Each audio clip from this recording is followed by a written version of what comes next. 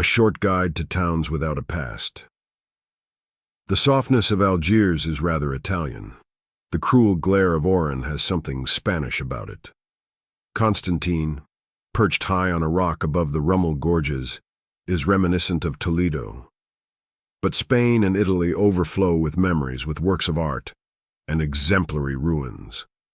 Toledo has had its El Greco and its Beret.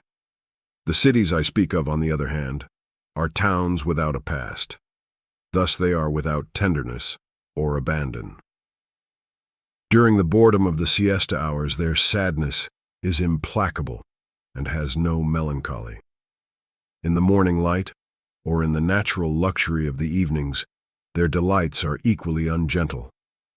These towns give nothing to the mind and everything to the passions.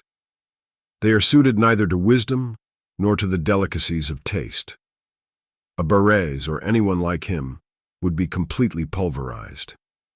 Travelers with a passion for other people's passions, oversensitive souls, aesthetes, and newlyweds have nothing to gain from going to Algiers, and unless he had a divine call, a man would be ill-advised to retire and live there forever. Sometimes in Paris, when people I respect ask me about Algeria, I feel like crying out, and don't go there. Such joking has some truth in it, for I can see what they are expecting and know they will not find it. And at the same time, I know the attractions and the subtle power of this country, its insinuating hold on those who linger, how it immobilizes them first by ridding them of questions, and finally by lulling them to sleep with its everyday life. At first, the revelation of the light, so glaring that everything turns black and white, is almost suffocating. One gives way to it, settles down in it, and then realizes that this protracted splendor gives nothing to the soul and is merely an excessive delight. Then one would like to return to the mind. But the men of this country, and this is their strength, seem to have more heart than mind. They can be your friends, and what friends? But you can never tell them your secrets. This might be considered dangerous here in Paris, where souls are poured out so extravagantly, and where the water of secrets flows softly and endlessly, along among the fountains, the statues, and the gardens. This land most resembles Spain. With no traditions, Spain would be merely a beautiful desert. And unless one happens to have been born there is only one race of men who can dream of withdrawing forever to the desert. Having been born in this desert, I can hardly think of describing it as a visitor. Can one catalogue the charms of a woman one loves dearly? No. One loves her all of a piece, if I may use the expression, with one or two precise reasons for tenderness, like a favorite pout or a particular way of shaking the head. Such is my long-standing liaison with Algeria, one that will doubtless never end, and that keeps me from being completely lucid. All anyone can do in such a case is to persevere and make a kind of abstract list of what he loves in the thing he loves. This is the kind of academic exercise I can attempt here on the subject of Algeria. First, there is the beauty of the young people, the Arabs, of course, and then the others. The French of Algeria are a bastard race, made up of unexpected mixtures. Spaniards and Alsatians, Italians, Maltese, Jews, and Greeks have met here. As in America, such raw intermingling has had happy results. As you walk through Algiers, look at the wrists of the women and the young men, and then think of the ones you see in the Paris metro. The traveler who is still young will also notice that the women are beautiful. The best place in Algiers to appreciate this is the terrace of the Café des Facultés in the Rue Michelet on a Sunday morning in April. Groups of young women in sandals and light, brightly colored dresses walk up and down the street. You can admire them without inhibitions. That is what they come for. The Sintra Bar on the Boulevard Gallieni in Oran is also a good observatory.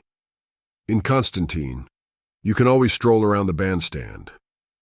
But since the sea is several hundred kilometers away, there is something missing in the people you meet there. In general, and because of this geographical location, Constantine offers fewer attractions, although the quality of its ennui is rather more delicate. If the traveler arrives in summer, the first thing to do, obviously, is to go down to the beaches surrounding the towns. He will see the same young people, more dazzling because less clothed. The sun gives them the somnolent eyes of great beasts. In this respect, the beaches of Oran are the finest, for both nature and women are wilder there.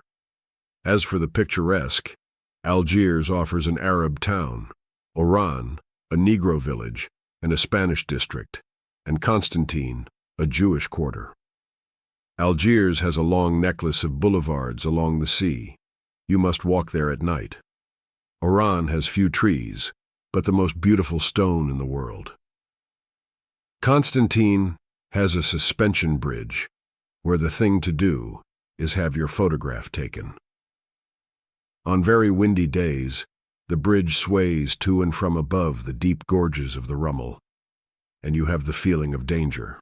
I recommend that the sensitive traveler, if he goes to Algiers, drink anisette under the archways around the harbor, go to La Pêcherie in the morning, and eat freshly caught fish grilled on charcoal stoves. Listen to Arab music in a little café on the Rue de la Lyre, whose name I've forgotten. Sit on the ground, at 6 in the evening, at the foot of the statue of the Duc d'Orléans, in Government Square, not for the sake of the Duke, but because there are people walking by, and it's pleasant there. Have lunch at Padovani's, which is a kind of dance hall on stilts along the seashore, where the life is always easy. Visit the Arab cemeteries, first to find calm and beauty there, then to appreciate at their true value the ignoble cities where we stack our dead. Go and smoke a cigarette in the Casbah on the Rue de Boucher, in the midst of spleens, fivers, lungs, and intestines that drip blood on everything. The cigarette is necessary. These medieval practices have a strong smell. As to the rest, you must be able to speak ill of Algiers when in Oran. Insist on the commercial superiority of Oran's harbor. Make fun of Oran when in Algiers. Don't hesitate to accept the notion that Oranians don't know how to live, and at every opportunity, humbly acknowledge the surpassing merit of Algiers in comparison to metropolitan France. Once these concessions have been made, you will be able to appreciate the real superiority of the Algerian over the Frenchman. That is to say, his limitless generosity and his natural hospitality. And now perhaps I can stop being ironic. After all, the best way to speak of what one loves is to speak of it lightly. When Algeria is concerned, I am always afraid to pluck the inner chord it touches in me, whose blind and serious song I know so well. But at least I can say that it is my true country, and that anywhere in the world I recognize its sons and my brothers by the friendly laughter that fills me at the sight of them. Yes, what I love about the cities of Algeria is not separate from their inhabitants.